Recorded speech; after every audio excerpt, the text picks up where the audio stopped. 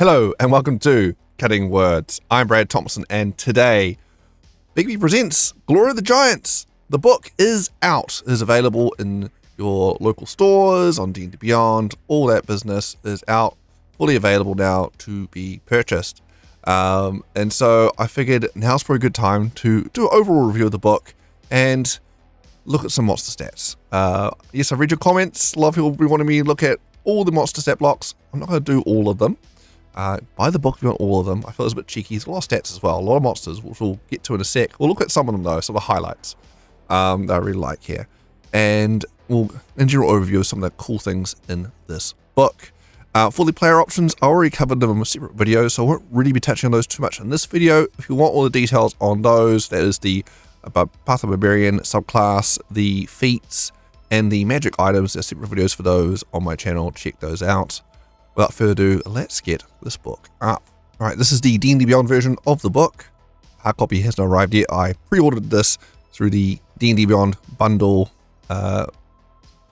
deal, where you can get the D&D Beyond 2-a-week early access as in the hardcover book shipped to you direct from Wizards, which unfortunately means the book will arrive to me in person all the way here in New Zealand in about a month's time, probably a month after release. Probably it takes a while to get over here, alas. But hey, I bought this bundle so I can get the early access, so I can make those other videos for you and have a chance to read it all, which I have. I've read this entire book, digital cover to digital cover, and let's go. So this is the contents page. Oh, and here's a bestiary. Oh, so much stuff.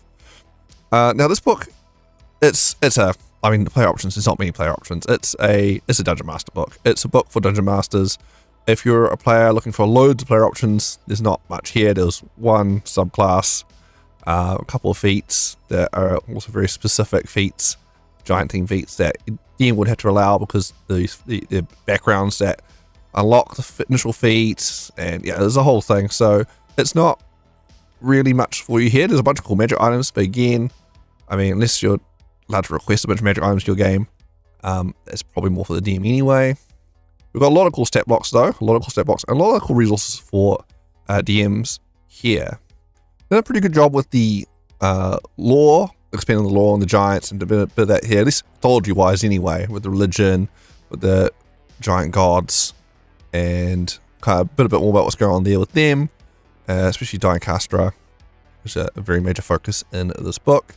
And kind of a bit of the history of the giants, how they fit into the world, and the history of the world. So some cool bits there. A lot of Norse and Greek mythology vibes.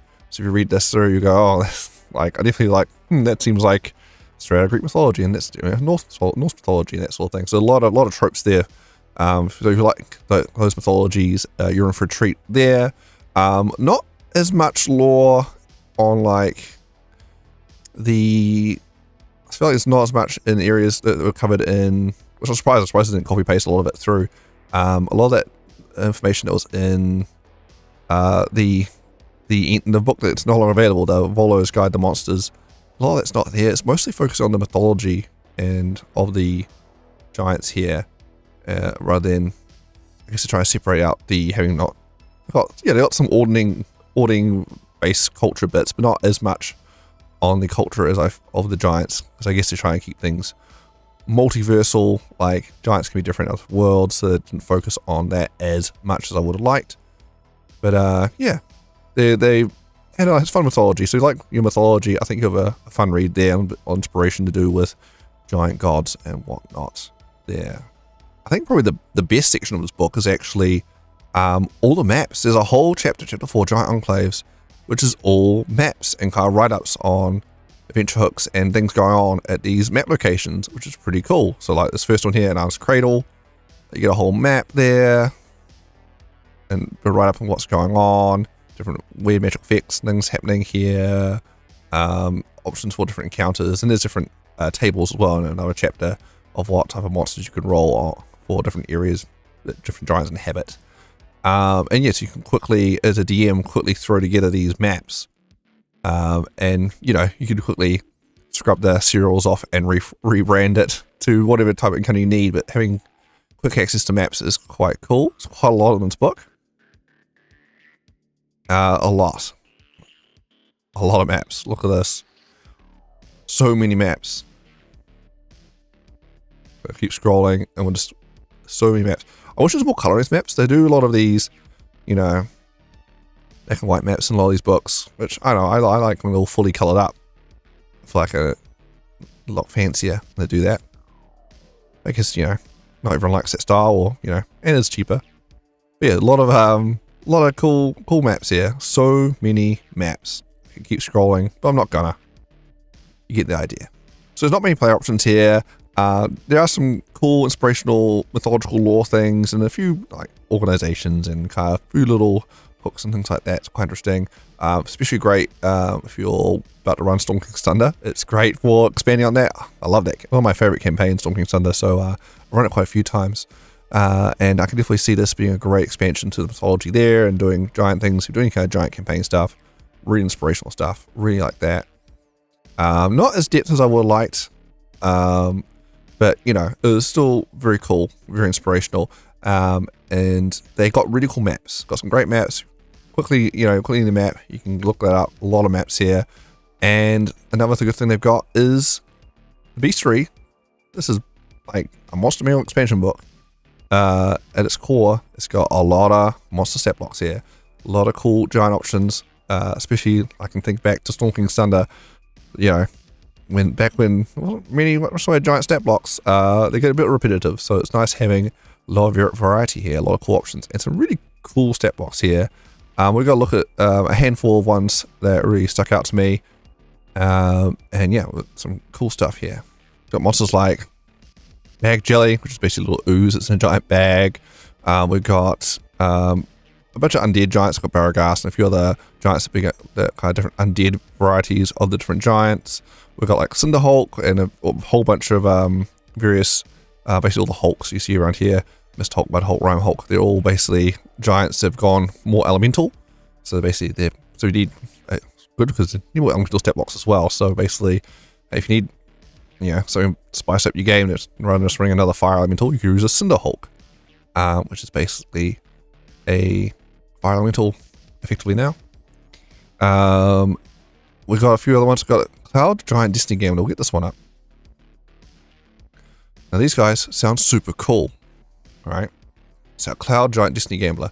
Cloud Giants rise in the ordering by amassing valuable and beautiful treasures, often by gambling. While many Cloud Giants are content with risking their wealth in games with each other, those who aim for the top of their ordering challenge all manner of beings in games of chance and wit. A Destiny Gambler is a Cloud Giant who has won increasingly high stakes wagers against other giants, smaller folk, and even beings from the outer planes. Destiny Gamblers wear half masks to cover their eyes. The mask's runic magic allows these giants not only to see normally, but also see through illusions, invisibility, darkness, and other forms of magical trickery. Years of successful wagers make Destiny Gamblers so confident in their ability to win any challenge that they invite potential rivals to name the terms of a wager. Those who are foolish enough to issue a combat challenge quickly find these giants' magical prowess is nearly unmatched. So right away, the lore of the Cloud Giant Gambler sounds super cool. Like, I can see this as a campaign character that roams around, you know, makes deals with players, look, make a wager, do this, and kind of giving out cool rewards and things like that. But we get the stat block up. There's got a little note here, Destiny Gambler spell winnings. So Destiny Gamblers aren't content with winning mere treasures, preferring to play for power and favors from creatures who possess great magic. Tales passed through Cloud Giant generations tell of a giant who outwitted a celestial being to win a feather imbued with the light of an extinct sun.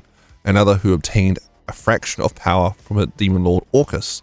To depict a Destiny Gambler who won such a wager, you can add one or more of these spells to Destiny Gambler's spellcasting action, each castable once per day. Circle of Death, Harm, Utlute's Freezing Sphere, Sunbeam. So you can just edit the spell list to make them more flavored based off their winnings. But that is kind of it for what they get for the gambling stuff. I felt more gambling power should be here. We'll look here. So we're at Cloud Giant Destiny Gambler. They're a bard. Yeah, so cool. We're a giant bard, everyone. Armor class 15, hit points 337. And they can fly 40-foot hover. Stat blocks, they're pretty standard, you know, giant. They're super strong, 27 strength, dex 12, con 22, int 19, wisdom 16, and charisma 22.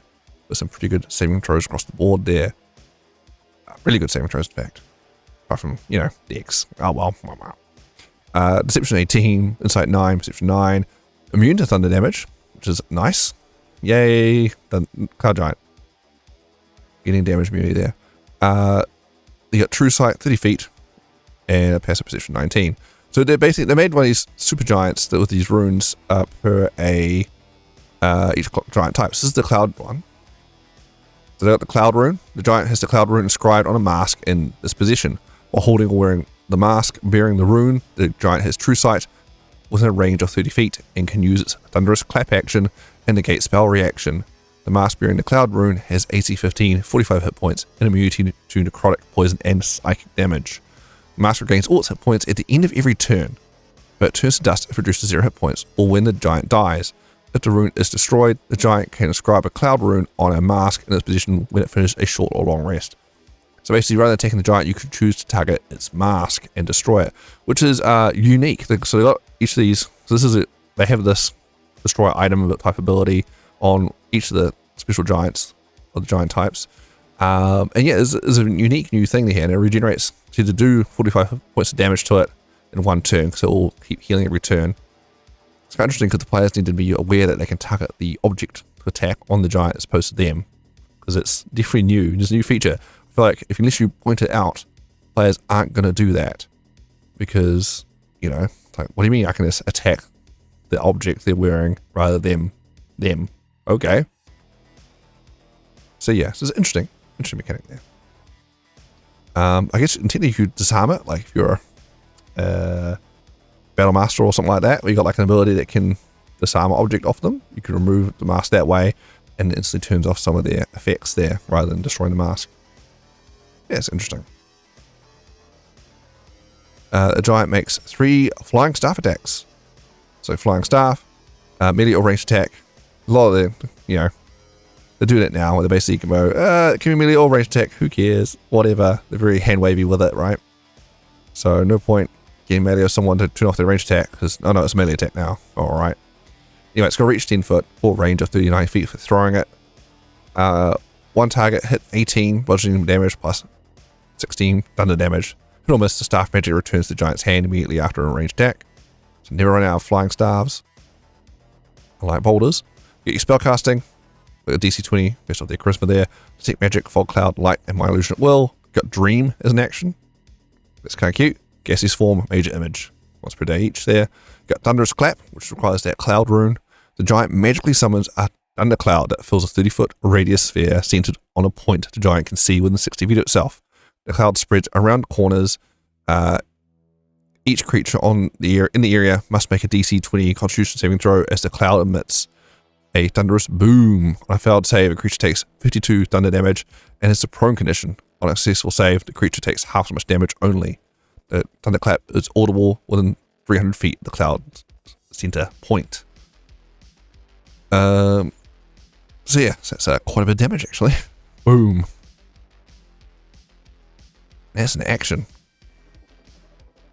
Yeah, just do that all the time. That's a lot of damage. Perfect. Reaction. Negate spell requires cloud rune. When the giant sees a creature within 60 feet of itself casting a spell, that giant tries to interrupt it.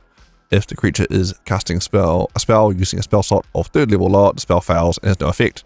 If the creature is casting a spell 4th level higher, it must succeed on DC 18 intelligence saving throw, or the spell fails and has no effect. So it's got a counter spell built in here, so it can't be countered in the spell. And that's it. That's the Cloud Giant Destiny Gambler. So I felt like it should have more gambling abilities. Like, it's pretty strong, sure. I guess you can just still flavor it and do out of combat story stuff where, like, I do wages, I just whip out magic items or do spells or whatever, I guess. It would be nice to have a little bit of that going, representing in the stat block. But apart from that little quibble, it looks like a pretty fun character. I'm definitely very inspired by the story behind it. I think that'd be a great little character running around in there. Very cool. And I just noticed something. There's actually, they credit the artists now. That's interesting. I'm sure they didn't used to do that. Like, did they just do that recently? But they credit the artist. Because there was that, there was a little debacle with this book recently. That was in recent news cycles. They had some AI art that snuck through and got into the book. They've since removed it from the D&D Beyond version here, and reprintings will have a different reworked version of the art. It was originally made, drawn by an artist, and then tweaked by AI to finish it off, apparently. And so they've got rid of that and got policies in place now to catch any AI art like that gets through their detections now to close that hole. But yeah, there's a bit of controversy there. So I wonder if that's because of that. A little credit AI. That's kind of cool. Let's actually look up the artist now and see if I like that piece of art and see what else they've done. That could be quite cool. Nice. Rather than playing guesswork, I think who did what. That art there. Anyway, let's find another beastie that looks cool.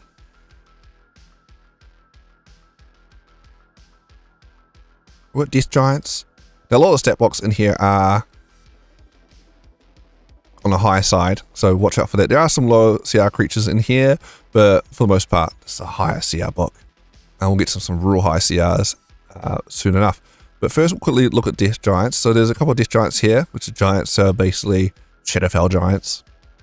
What are you gonna do? Cloud giants who wandered too far, or something.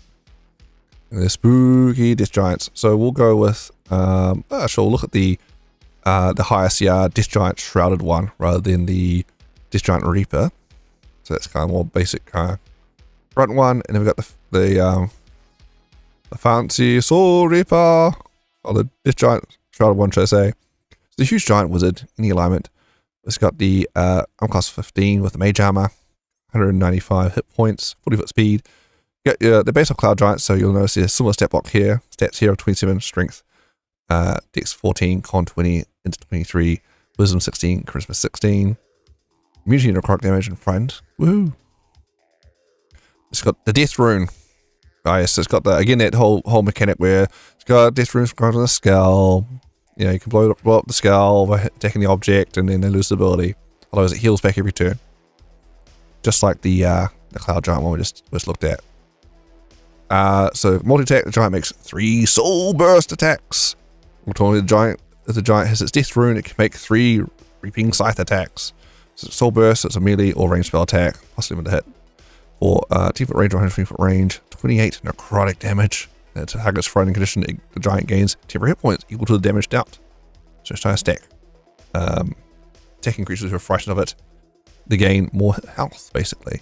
Reaping Scythe requires Death Rune, melee spell attack, plus limited hit, reach 15. One creature hit takes 38 necrotic damage, or 70-10, oh my gosh. And the target, that could be so, roll well, 70 damage, oh my god. And the target can't regain hit points until the end of its next turn, which could be pretty lethal. The target dies if it's reduced to 0 hit points by its attack. Oh my gosh, imagine critting with this thing. That's, if you crit roll really well, that could just instantly kill someone and they're dead. Watch out, that could be sneaky deadly. And they can do this resource burst attacks. If the giant has Death Rune, it can make 3 Reapers. It can do this 3 times. Oh my god. CR 15. Okay. That is actually, yeah, that pretty lethal. If you crit, see you later. So spellcasting, the giant casts one of the following spells using intelligence for spellcasting ability. It's got Detect Magic, Mage Armor, Speak with Dead, and Tensor's Floating Disc. It's not going to do too much for those. Bonus actions. This giant's got bonus actions. It's got Frightening Teleport, recharge 4 to 6. The giant magically teleports along with any equipment it is wearing or carrying up to 40 feet. To occupy space, you can see each creature within 10 feet of the location. The giant left must succeed on DC 19 Wisdom saving throw with a frightening condition until the end of the next turn. Oof, that's where it's left. So it teleports away. Hey, you're frightened now, so you can't approach me. Lol, lol, lol. It's not a bad defense mechanism there. And then after teleporting away to frighten someone, then you can soul blast them. Pew pew pew. And get some temporary hit points. Or, just hang around just reaping scythe them because, oof, just kill them, I guess. Dead is a pretty good condition there. As well as a bonus action, you can do Shroud of Souls, requires the Death Rune. The giant shrouds itself in a torrent of souls, while the giant is shrouded. Each creature that starts its turn within 5 feet of the giant must succeed on DC 19 Wisdom saving throw, will have disadvantage on saving throws until the end of the creature's next turn. The shroud disappears after 1 minute. When the giant dies, when the giant uses its bonus action again, or when the giant's Death Rune is destroyed. So disadvantage on saving throws, it wasn't saves. Oof. Or disadvantage on saving throws in general. Oh my goodness. That could stack up. Yeah. Interesting. Very interesting. So that's, Death Giants. They're not undead, they're giants. They're not dead, they're still alive. They're just channeling deathness. Cool. Very neat. Very potent. Oh my goodness. Alright. Alright, they got some new dinosaurs. And I was like, oh, new dinosaurs. I got really excited for a second going, oh, new dinosaurs. Yeah, it means new wild shape forms for the druid. Yes. Oh, and I looked and went, wait a minute. These dinosaurs are all monstrosities. What? They're not beasts. No. They're just super dinosaurs. They're like gargantuan, magical, like elemental dinosaurs. Not regular dinosaurs. So you can't wild shape into them. Very disappointing there. We have an Etten Ceremorph. Or, if you want a bit tankier Mind Flayer. A big boy. So basically, apparently giants are immune to being turned to Mind Flayers. But Ettens can, because they've got 2 brains. So, each head can be possessed by a tadpole each. And that gives enough brain power to control and take over the body there, apparently. So yeah, you can get a giant Mind Flayer basically out of it. Woohoo! Yeah, you got a big old Etten Ceremorph. Pretty gross. So yeah, outcast 15, 104 hit points, 40-foot movement. He's a strong Mind Flayer. Finally, Mind Flayer, positive strength. Oh my god, amazing. So 18 strength there, 14 dex, 18 con, 18 int, 15 wisdom, and 14 charisma. Resistance to psychic. Immune to charm, frightened, stunned, and unconscious. Dark vision, 20 feet. Deep speech, giant, undercommon, and telepathy. So, there's advantage on saving throws against spells and magical effects. Got multi-attack, makes a slam attack, tentacle attack. It can replace one of these attacks with a mind bolt attack available. So the slam is just +7 to hit, reach 10, 22 damage there. The tentacles get in there for reach 10, +7 to hit. For 15 psychic damage, and the target is larger or smaller. It has the grapple condition, DC 14. Must succeed on DC 15 intelligence saving throw will have the stun condition till the grapple ends. Yuck. No one likes being stunned. And then it's got the extract brain, classic. Attack +7 to hit there for the incapacitated humanoid grappled by the Ceremorph. Takes 55 piercing damage. The target reduces target to 0 hit points. Ceremorph kills the target by extracting and devouring its brain. Yum yum. And it's got a Mind Bolt. They can do 3 times a day. A ranged spell attack, +7 to hit. Range 103 foot. One creature takes 17 psychic damage, and target must succeed on DC 15 intelligence saving throw, or have the stun condition until the end of next turn. So no cone, Mind Blast attack like the classic Mind Flayer. It's probably for the best because it's really good. Having it on a chunkier, bigger body could be quite potent, I guess. But this one's got, it does have a range targeted stun attack, which is interesting and probably quite deadly as well. Only 3 a day. So yeah, pretty cool. So that's the Etten Ceremorph, something to spice up your Mind Flayer colonies with. There you go. Here's one of the light-hearted creatures in here. We've got a giant goose. It has a table of what you can find in a golden egg of a giant goose. Apparently it shells with 100 GP. And sometimes in the giant egg, you can roll like a little table you can roll on here. You can find Pearl Power, Roach Shielding, Figure of Winter's Power, Silver Raven. You got some candy and whatnot. And a Potion of Hill Giant Strength. Yeah. Then the Goose Egg Trinket Table. And we got the large goose. The giant goose. Outcast 13, hit point 60, 3-foot fly there. Got Strength 14, Dex 16, Con 15, Intelligence 6, Wisdom 14, Charisma 11. perception +6. These are kind of guard geese to keep around in your giant castle, because of course the goose makes a 1 beak attack and 2 wing attacks, so it's got possible to hit on the beak attack for reach 10. One target takes 9 bludgeoning damage. Wing attack possible to hit, reach 5 on a hit. The target takes 7 bludgeoning damage, and target must succeed on DC 12 strength saving throw or have the prone condition, which can be sneaky good. And Thunderous Honk, recharge 5 to 6. The goose honks with air-splitting volume. Each other creature within 30 feet of the goose must make a DC 12 Constitution saving throw. On a failed save, a creature takes 16 thunder damage and has the deafen condition until the start of the goose's next turn. On a successful save, the creature takes half as much damage, only the honk can be heard within 300 feet. Hence, guard goose. In fact, they have apparently getting around, so they see intruders, they honk real loud and let all the giants know someone's around. Go get them. So it's quite an amusing creature there. And on the front cover of the book, Golden Goose.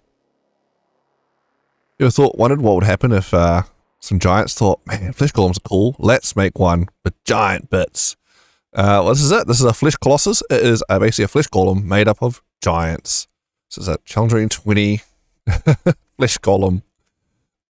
It's a bit ridiculous, but yeah, there you go. So if you want one of these, yeah, now you have it. Perfect. So it's armor class 14, so it's super easy to hit. 280 hit points. Speed 60. It's pretty fast. Strength 24, Dex 9, Con 24, Int 6, Wisdom 10, Charisma 5. It's immune to lightning, poison, psychic, bludgeoning, piercing, and slashing damage from non-magical attacks. It's also immune to charmed, exhaustion, frightened, paralyzed, petrified, and poisoned. It's got dark vision up to 120 feet, passive perception 10. And this thing, it's got Berserk, of course. If the core inside the Colossus is destroyed, the Colossus goes Berserk. On each of its turns while Berserk, the Colossus attacks the nearest creature it can see.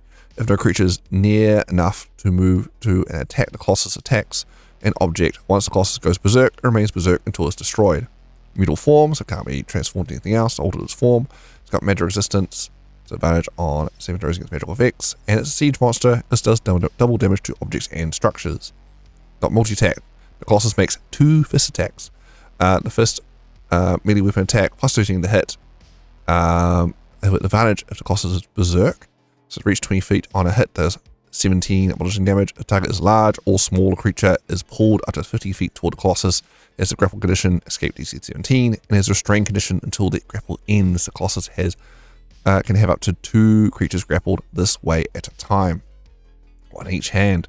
Elemental breath, so it's got a little breath weapon here. The Colossus excels a cloud swirling with elemental energy in a 90-foot cone. Each creature in the area must make a DC 21 dexterity saving throw. On a failed save, the creature takes 40 damage of the type of the Colossus choosing, acid, cold, fire, or lightning. On a successful save, the creature takes half as much damage. So, oof. It's pretty good. At the same time as the Colossus releases this exhalation, creatures inside the Colossus chest cavity takes 40 force damage from churning elemental energy. Bonus actions. Bite. Melee weapon attack plus 13 to hit. Reach 5. One large or smaller creature grappled by the Colossus. Hit 20 does 20 bludgeoning damage and the creature is swallowed. Swallowed creature has the restrain condition as total cover against attacks and other creatures effects outside the Colossus and takes 10 force damage at the start of each of its Colossus turns. The Colossus chest cavity can hold up to 2 creatures at a time. Inside the chest cavity in its core is its core, which is a large object with AC 16 that is immune to lightning, poisoning, and psychic damage. It has 140 hit points and sheds dim light in a 10-foot radius. If the core is destroyed, the Colossus regurgitates all swallowed creatures, each of which falls in a space within 10 feet of the Colossus and has a prone condition. And the Colossus can no longer swallow a creature. If the Colossus dies, any swallowed creature upon no longer has a restraint condition and it can escape from the corpse using 10 feet of movement, exiting with the prone condition. So that's the Colossus. Again, they're doing the whole, like, there's a separate object you can attack inside the Colossus that it's 140 hit points, like it's half the hit points of the flesh Colossus. There's a lot to destroy that core, just make it go berserk. But hey ho. That's interesting because, like, again, it's like another thing that you really have to point out to players, because this is a definitely new thing they're doing here in this book. Where you're having Like, it's not very common at all where you got separate facets of the creature you can attack separately, which is an interesting direction to go. Yeah, I'm all for it. Just you make it clear that there's a separate thing you can attack and do. Yeah, pretty cool. That's a Flash Colossus. Oh my god. There's a new stat box for the Fomorians. But also I like about these stat boxes, one of them, Fomorian Noble, is the Fomorians what they were like before they, got banished to the Underdark and went all gross and creepy looking, the big one eye and things like that.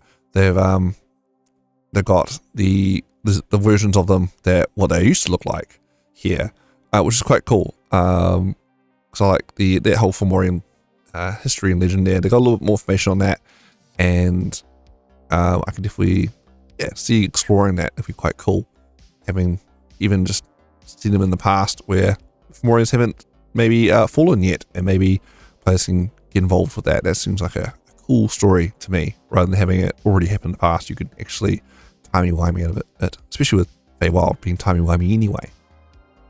Always having a separate enclave of has it right up here that some Fomorians do exist that didn't get cursed. They've been hiding out in places. So yeah, so this is just a big old giant wizard. You know what's scary in a wizard? A giant wizard, because they're tanky and strong. Oh no. So we got armor class 17 where they got mage armor up. The chaotic evil. Wow, to a chaotic evil. How do they get anything done? These Fomorian nobles. Hit points 253, strength 23, dex 18, con 20, int 19, wisdom 14, charisma 16. They got they're actually pretty good mental saving throws here. Well, int plus 9, wisdom plus 7, charisma plus 8, arcana plus 14, perception plus 7, stealth plus 9, immune to charm, perception 17 should I say. And then a bunch of languages. So he's at CR 15. Multi-attack, the Fomorian makes 3 rod attacks. Their rod does plus 11 to hit, does 16 bludgeoning damage, plus 11 force damage. They got spellcasting. That's one of the fun spells. At will, they got mage armor, mage hand, precipitation, one stage, chain lightning, cone of cold at 6th level, fireball at 6th level, fly, plane shift, self only. Get out of here. Bonus action, Beguiling Presence. The Fomorian targets a creature it can see within 60 feet of itself. The target must succeed on a DC 17 wisdom saving throw or hit the charm condition for 1 minute. An affected target can repeat the saving throw at the end of each of its turns, and whether it takes damage, ending the effect on itself on a success. If a target saving throw is successful, or the effect ends for it, the target becomes immune to Fomorian's Beguiling Presence for the next 24 hours. So this is straight charm, no extra thing. So the charm creature can attack the charmer, and the target of the charmer will target the charmer with harmful abilities or magical effects. The charmer has advantage on any ability check to interact socially with the creature. So basically, bonus action, yo, don't attack me. Yes. But you're not compelled to betray your friends or anything like that. It's not straight up mind control. So, yeah. This is Fomorian Noble. Still looks okay, but I do feel like the story and the lore behind them. Alright. Alright, we're going to get up the Runic Colossus. So this is a big old construct. I like my big robots. What can I say? I'm a giant robot. Here we go. Runic Colossus. This is a gargantuan construct. I'm class 20, 315 hit points, speed 60. Fast boy, strength 25. Seems a little on the low side for a robot made by giants. I thought it'll be stronger than your average giant. Why make a robot that's weaker than you? What? Anyway. Strong as a fire giant? Yeah.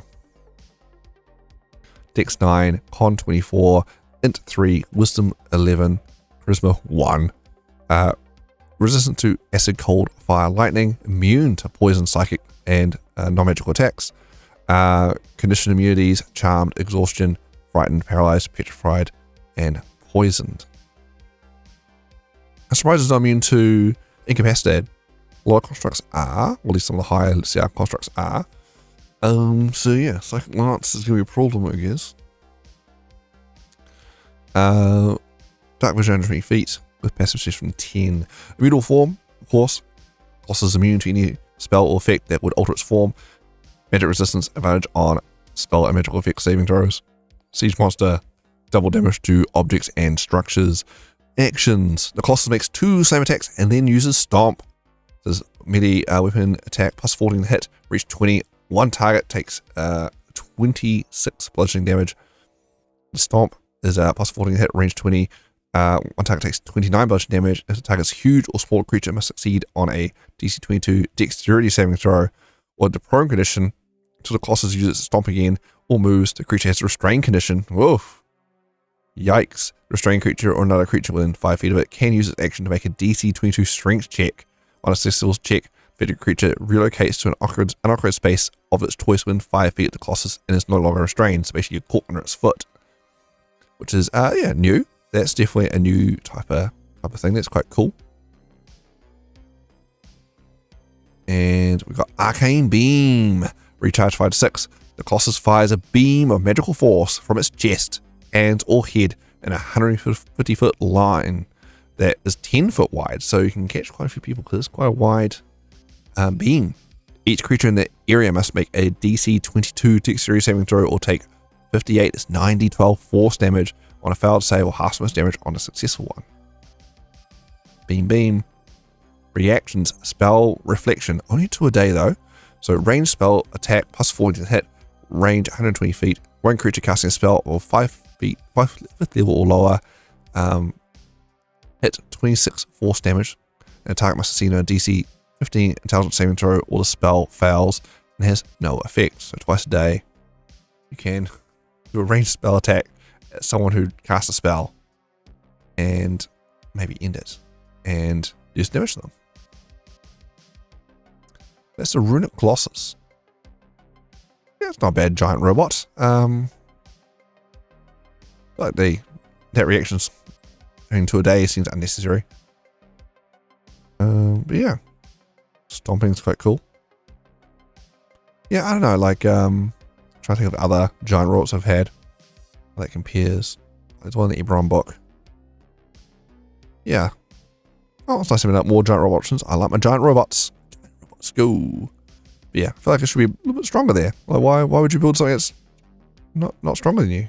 It's your robot. Oh. Alright, the final stat box we're going to look at today is the Scions of the Giant Gods. These are children of the giant gods, long slumbering. They're effectively, they're pretty much like mythic creatures. They've got multiple forms here. They're crazy high CR. They're pretty potent. So let's have a look at a few of them here. So we've got, basically these are, so we've got the giant pantheon and these are kids of these gods. We've had a few of their kids show up in adventures and things before. They're using the Inferion stat block there. Imperium. But yeah, these will be, I guess, alternatives you could use for them as well. These are kind of more to represent the children who are like basically slumbering titans. Some holding the world together, or just they were a slumbering hill and they just kind of fell asleep and they get woken up and attack people or whatever. Which, sure, why not? Let's do the Hill Scion to start off with.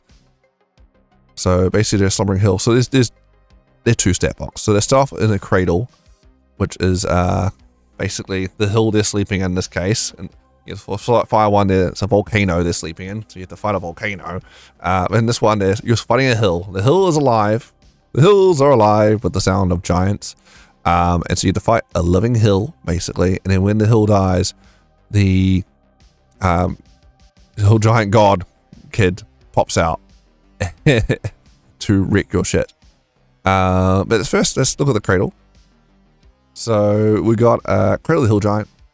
I'm class 19, 402 hit points, speed 40 foot, strength 25, dex 10, con 24, int 9, wisdom 16, charisma 10. I don't know how this hill, the cradle is like a separate entity, I guess, and it's got its own personality, I suppose. It can talk. It's got this giant primordial. Who knows? Who knows how it works? Damage it's got wisdom saving throw plus 10, charisma plus 7. So resistance to cold, fire, lightning, bludgeoning, piercing, and slashing from non-magical attacks. We got your poison immunity. You got immune to exhaustion, paralyzed, petrified, poison, and prone. Passive perception, even 13. So, Awakening of the Scion. The cradle is a container of the Scion of Grollantor. That's the hill giant god. When the cradle drops to 0 hit points, its body crumbles to dirt and moss. The Scion instantly appears in the space the cradle occupied and uses the cradle's initiative count. It's got 5 legendary resistances. Oh my goodness. Magic resistance as well, so it's got advantage on saving throws. Don't bother. I tell you, don't bother trying to make this thing fail saving throw. It's not going to happen. It's got advantage on the saves. It's got 5 legendary resists. Move on. So a bit sucky for your spellcasters. What are you going to do? And it's a siege monster as well. Double damage to objects and structures. So its actions are the cradle. So just the cradle. Just the container of the god. The cradle makes 3 slam or spit rock attacks in any combination from 1 grasping root attack. And 1 grasping root attack. So slam, plus 14 to hit, reach 20 foot on one target, 33 bludgeoning damage there. Spit rock, ranged weapon attack, plus 14 to hit, or 120 foot range, or 25 bludgeoning damage, and the target must make a DC 22 strength saving throw or have the prone condition. Grasping root, melee weapon attack, plus 14 to hit, reach 30 feet.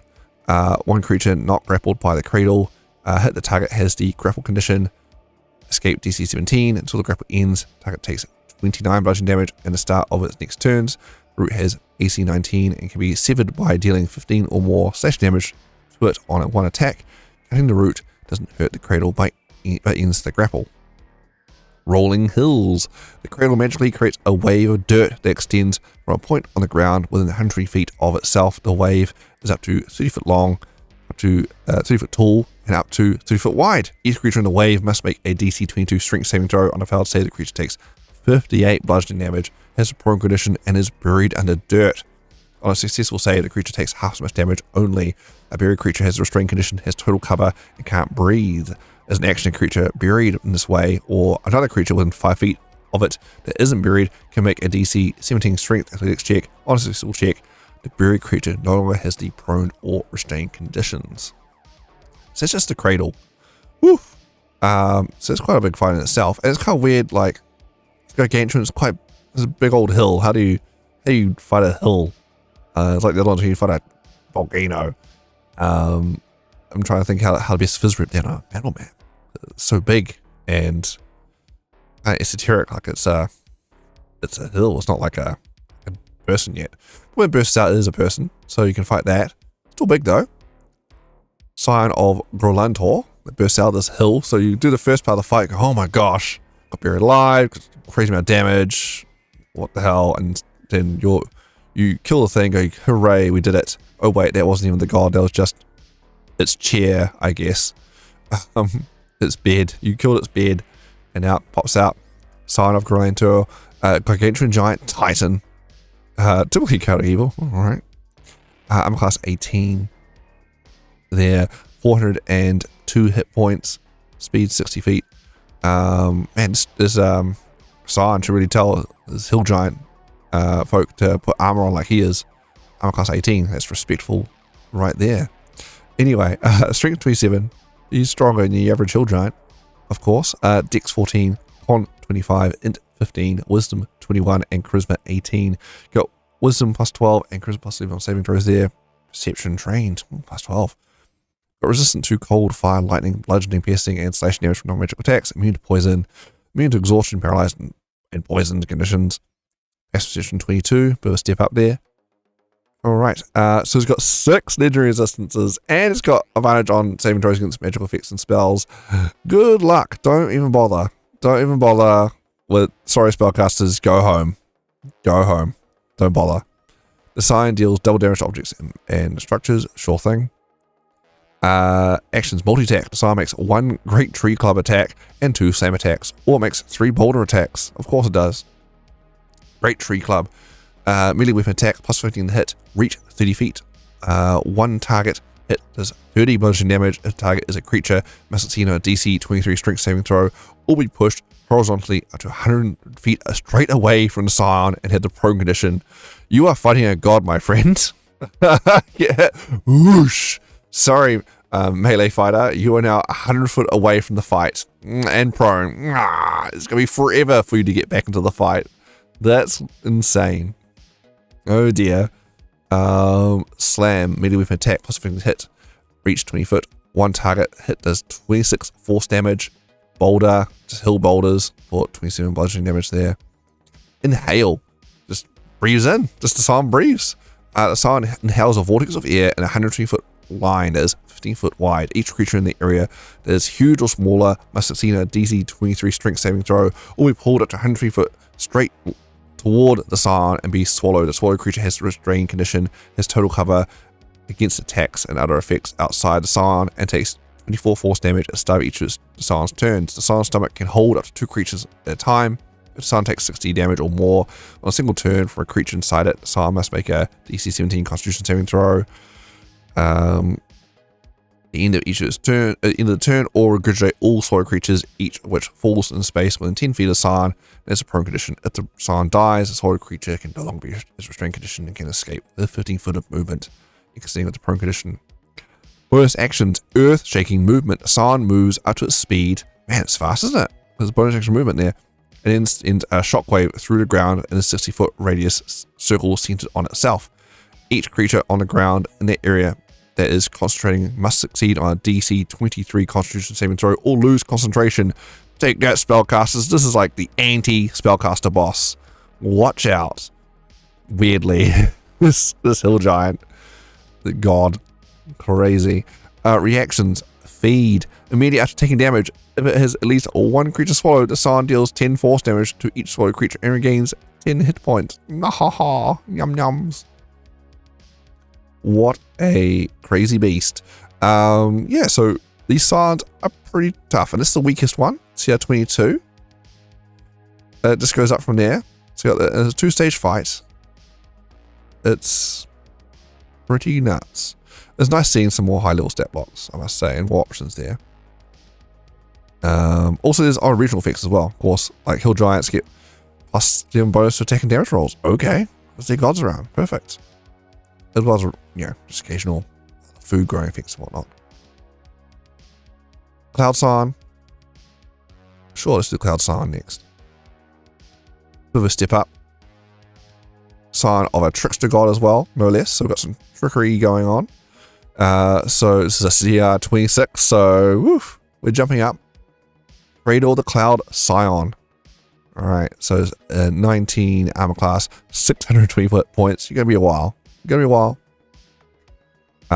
That's up there. That's like Jurassic level health. Oh my god. 90 foot 5 speed as well. Good luck catching me. I'm guessing Cradle of the Cloud Scion is like a literal cloud. A cloud's rolled in. There's a god sleeping in this cloud. Okay. You're fighting a cloud. You have to go punch this cloud. Strength 29, Dex 21, Con 28, Int 14, Wisdom 22, Charisma 19, plus 10 on Int saves, plus 12 on Charisma saving throws. Resistant to cold, fire, lightning, bludgeoning, piercing, and slashing non-magical attacks. Immune to poison and thunder. Immune to exhaustion, grappled, paralyzed, petrified, poisoned, prone, restrained, and stunned. Exposition 16, giant and primordial, language is known there. Woof. Awakening a Scion when the cradle is a container of the Scion of Minor. When the cradle drops to 0 hit points, its body dissipates into cloud wisps. The Scion instantly appears in the space the cradle occupied and uses the cradle's initiative count. Flyby. Oh, hey, this thing is flyby. The cradle doesn't provoke opportunity attacks when it flies out of the enemy's reach. Legendary resistances 5, magical resistance, random saving throws.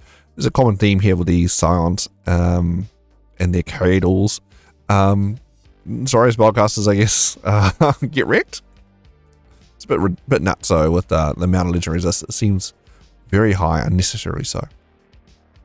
Also, it's a siege monster. Deal damage to objects and structures. So the attacks, the cradle makes 3 slam or wind javelin attacks in any combination. So melee for the slam is melee weapon attack plus 17 to hit, reach 20 foot. One target hit does 31 bludgeoning damage plus 19 thunder damage. Oof. Wind javelin range attack plus 17 to hit, range 120 foot. One target does 27 bludgeoning damage plus 10 thunder damage, and target must succeed a DC 25 strength saving throw or have the prone condition. If you're flying to fight this cloud, watch out. You might get the prone condition and fall to your doom. Plummet out of that sky. Uh-oh. Yeah, prone condition is very deadly when you're in the air. Vortex, recharge 5 to 6. The cradle conjures a vortex of wind at a point it can see within 90 feet of itself. The wind vortex is a 30-foot radius, 100-foot high cylinder. Oh my gosh, centered on that point. Each creature other than the cradle in that area must make a DC 25 dexterity saving throw. Oof, those high DCs. On a failed save, a creature takes 71 bludgeon damage and has a restrained condition within the vortex. On a successful save, a creature takes half as much damage and is pushed to the nearest unoccupied space outside the cylinder. The vortex lasts until the start of the cradle's next turn. A creature with a restrained condition falls prone when the vortex ends. Ooh, yikes. A creature with a restrained condition can use its action to try escape the vortex. A creature must make a DC 19 strength, athletics, or dexterity acrobatics check. On a successful check, the creature escapes and moves 3d6 times 10 feet away from the vortex in a random direction. Lol. Hilarious. Reactions. Thunderclap. Immediately after taking damage, the cradle unleashes a thunderclap in a 30-foot radius sphere centered on itself. All other creatures in the area must make a DC 25 Constitution saving throw or take 18 thunder damage and have the deafening condition for 1 minute. But rude, bursting people's eardrums like that. So yeah, that's just the cradle. Again, it's like, oh my gosh, it's like a boss fight in itself, just fighting a bloody cradle. But then wait, the Scion of Memno pops out. Oh dear. Let's see what trickery things he has. So this is a class 20, 656 hit points. Okay. Fly speed of 80 foot with hover, strength 30, dex 18, con 30, int 24, wisdom 22, charisma 26. You are fighting a god, effectively, or a titan in this case, I guess. Saving throws, dexterity plus 12, charisma plus 16, Arcana plus 15, perception plus 14. Damage is cold, fire, lightning, bludgeoning, piercing, and slashing damage from non-magical attacks. Immune to thunder. Immune to the charmed, frightened, paralyzed, and petrified conditions. True sight under 120 foot. Passive perception 24. I will see you coming. Giant primordial languages there. Flyby. The sign itself also is flyby, so it doesn't provoke opportunity attacks. It's got 6 legendary resistances and advantage on saving throws against spells and magical effects, so spells don't really do jack. And also the saves are pretty good as well, so really spells really aren't, they're really not going to fail saving throw here. Deals double damage to objects and structures as well, of course. Scion makes 1 attack using Cloud Morning Star or Wind Javelin, as well as 2 slam attacks. So Cloud Morning Star is a melee weapon attack plus 18 to hit, reach 30 feet. One target takes 32 force damage plus 22 thunder damage. So that's 54 damage. Whew. Range weapon attack plus 18 to hit, range 120 foot or 480 feet. One hit, one target hit 42 thunder damage, and the target must succeed on a DC 26 strength saving throw or have the prone condition. So again, you're going to be shooting people out of the sky.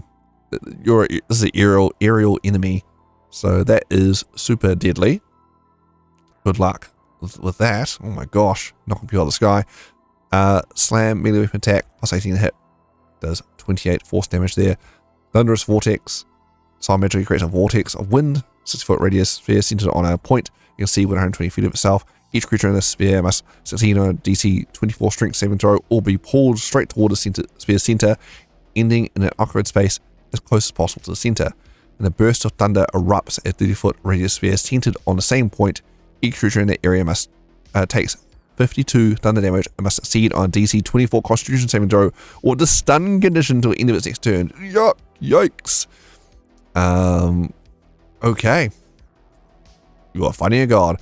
Bonus action. Fog of Deception. The Scion conjures a magical cloud that fills a 30-foot radius sphere centered on a point it can see within 90 feet of itself. Each creature in that area must make a DC 24 wisdom saving throw. On a failed save, a creature that has the charm condition until the end of its next turn, while it has the charm condition, a creature must use its action to make a melee attack against a creature other than itself of the Scion's choice. If no creature is within reach, the affected creature makes a ranged attack against a creature of the Scion's choice, throwing its weapon if necessary. On a successful save, a creature is immune to the Scion's Fog of Deception for the next 24 hours. Oh my goodness. That's, yep. Oh dear. It's pretty tough. I feel like they should have some spells on the there's some trickery spells going on with this guy as well. But it's easy enough to add spells as required, I guess.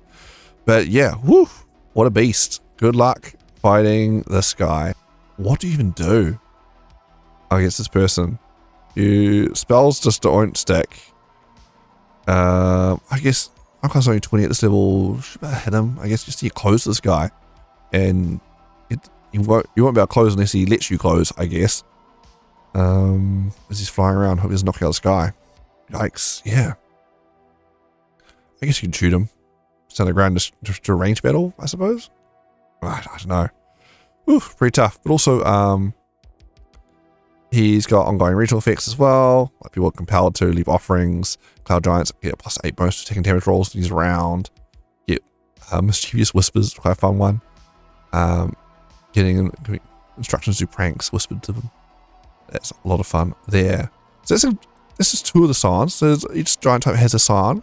They're pretty powerful. So if you're looking for like a high level threat, or at least a template user for high level threat, these are worth a look at. Yeah, a lot of damage, a lot of effects there. Oh my goodness, I feel a bit bad for spellcasters because you're never going to land through. Good luck getting through all those legendaries. This, I don't know what you're supposed to do there. Hey ho, high level. What are you gonna do?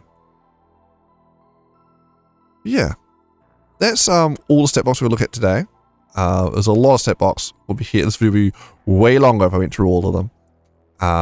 But yeah, you get a gist of what to expect in this book. So what do I think about it? What do I think about this book? Bigby Presents Glory of the Giants. Well, it's hard not to compare it to Fizban's Treasure Dragons, which was basically the Draven equivalent of this source book. And I'd say it's probably comparatively is not as good as Fizban's. Fizban's had more player options for one. You know, had a bunch of new spells. Had a bunch of other things going on there. I think the lore was more, there's more lore. I felt like there's more lore in the Dragon one. With the first wall and things like that. There's more going on there, I felt. I guess it's hard to compete with dragons, right? Dragons are just generally cooler. Especially I like giants. But yeah, just the lack of player options in this Bigby Presents Glory of the Giants book does hold it back quite a bit. I think if it had a few spells, a few other things going on for players, I think it would definitely be a good get. As it stands, I'd say unless you are really into giants, or you're running, like, you only want this book if you're really into giants, you're a DM looking for more high level stat blocks, and looking for having more map options, that sort of thing, or about to run Storm King Sunder, definitely worth getting if you're kind of you're in that area, that niche. Otherwise, if you're just a player looking for more player options, maybe not. Maybe skip this one, or maybe just get on D&D Beyond. They have the options there added to your repertoire of things, but yeah, there's not as much there for a player. This is definitely a DM source book for material there. But yeah, I definitely appreciate some unique takes on some stat blocks there with the extra items you can destroy and chords you can blow up, and yeah, multi-stage Scion god fights and things like that. It's always nice having more options there for high level content, high level D&D, because there's never enough high level. But yeah, that's it. Bigby Presents Glory of the Giants. Again, if you want to see the videos covering all the player content, they're available on the channel. Check them out here at Cutting Words. Otherwise, I'm Brad Thompson, and thanks for watching. If you like these videos, consider liking and subscribing so you don't miss them as they pop out on the YouTubes on the regular. Alright, until next time, happy gaming and see ya.